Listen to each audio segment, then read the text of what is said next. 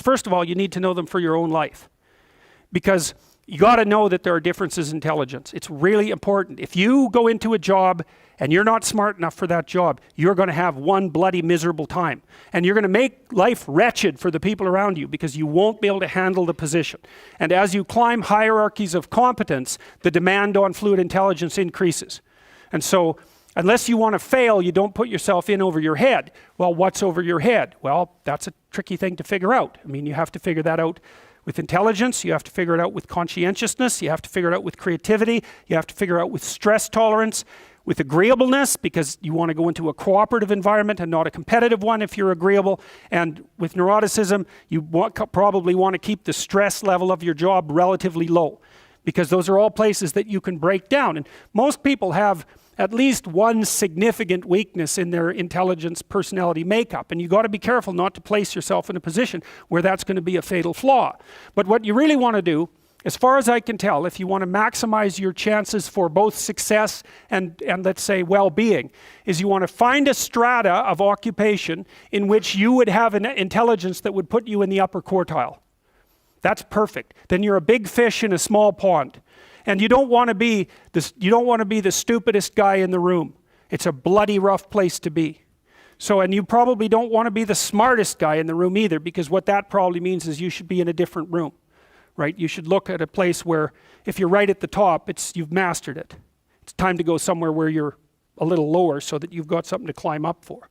So, and if you're not hyper conscientious, for example, you're probably not going to want a job that you have to work 70 hours a week at, because you're just not wired up that way. You'd rather have some leisure, and like, more power to you. If that's how you're wired up, there's nothing wrong with having some leisure.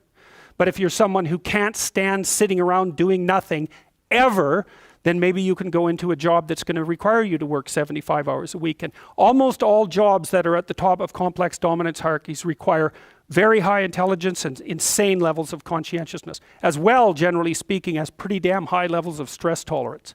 You know, because that can knock you out too, because there's going to be sharp fluctuations in your career, generally speaking, at the higher levels of a structure, and you have to make very complicated decisions, often with very short time horizons. So you have to decide if that's what you want.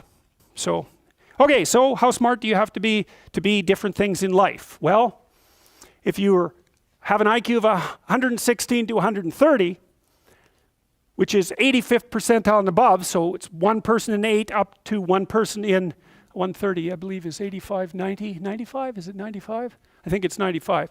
One person in 8 to one person in 20. Then you can be an attorney, a research analyst, an editor, an advertising manager, a chemist, an engineer, an executive manager, etc. Now, that's not the high end for IQ, by the way.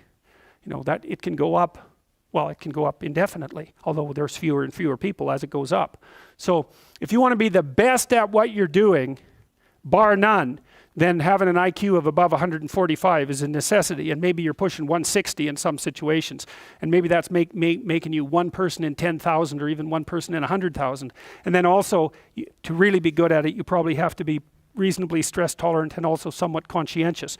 So, you know, people, when you think, well, why is it that smart people are at the top of dominance hierarchies? And the answer to that, in part, is because they get there first, right? I mean, everything's a race, roughly speaking, and the faster you are, the more likely you are to be at the forefront of the pack, and intelligence in large part is speed. That's not all of it is.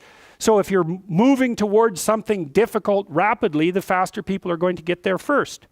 So IQ of 110 to 115, so that's 85th to 73rd to 85th percentile. Copywriter, accountant, manager, sales analyst, general manager, purchasing agent, registered nurse, sales account executive. If you look at universities, the smartest people they're above this. Who are the smartest people at university? What do you think? Mathematicians, physicists and mathematicians, right. I could tell you who's on the other end, but I won't. Yeah, I'd like to though. Anyways, okay. Going down now 103 to 108 is slightly above average, right? 60th to 70th percentile. Store manager, bookkeeper, credit clerk, lab tester, general sales, telephone sales, accounting clerk, computer operator, customer service rep, technician, clerk, typist. So you see at this level, people have some technical skill and some ability to deal with complex things. Okay, that's dead average. 100 is average. Dispatcher in a general office, police patrol officer, receptionist, cashier, general clerical, inside sales clerk, meter reader, printer, teller, data entry, electrical helper. 95th to 98. Machinist, food department manager, quality control checker, security guard, unskilled labor, maintenance, arc welder, die setter, mechanic. Good IQ range for relatively qualified tradespeople. 87 to 93.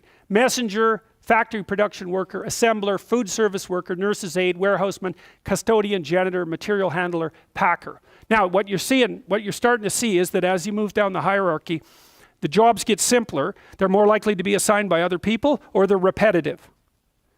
Because what IQ predicts to some degree is how rapidly you can learn something, but once you've learned it, it doesn't predict necessarily how well you do at it.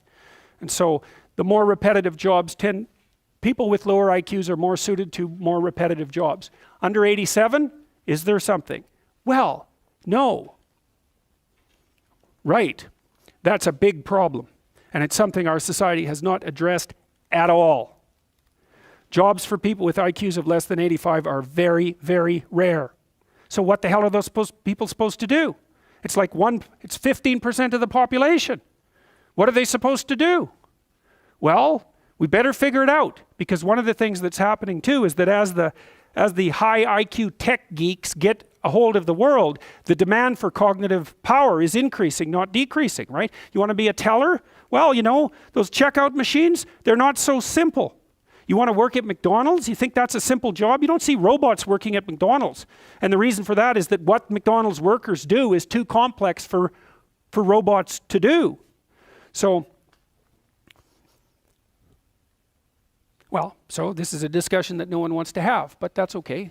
It's still a problem, and it has to be dealt with. So the US government, I think I told you this at one point already, it's illegal to induct anyone into the US Army if they have an IQ of less than 83, right? It's about 10% of the population.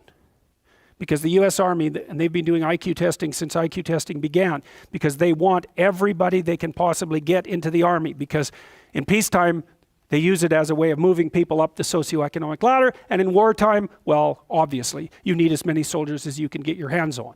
And so you're not going to be any pickier than you have to be. So when the US Army says it's illegal to induct anybody into the armed forces if they have an IQ of less than 83, then you know that they've done it for absolute necessity. Right? And when people have made a finding that contradicts what they want to hear, and they're doing it out of absolute necessity, you can be reasonably true that it's one of those facts that just won't bloody well go away. And so you might think, well, if there's nothing for someone with an IQ of less than 83 to do in the Army, what makes you think that there's something that they can do in the general population? And then the issue is, because the conservatives will say, well, they should just work harder. It's like, sorry, that ain't going to fly. And the liberals will say, well, there's no difference between people anyhow, and you can just train people to do everything. And that's wrong. So they're both wrong, and they're seriously wrong. And the fact that neither side of the political perspective will take a good, cold, hard look at this problem means that we're going to increasingly have a structural problem in our societies, because we're complexifying everything so rapidly that you can't find employment unless you're intelligent. You guys are really going to face this, Lawyers are disappearing like mad. And the reason for that is, you can look it up online. Increasingly, you can do things yourself if you're smart. And so, like, the working class people have been wiped out pretty nicely over the last 30 years by automation and various other things. It's the low end of the white collar class that's coming up next. So I'm not saying that lawyers are in the low end, but low end lawyers are in the low end of the white collar class. So there's still going to be plenty of positions for people who are creative and fast on their feet and super smart. In fact, those people are going to have all the money, and that's already happening to a great degree.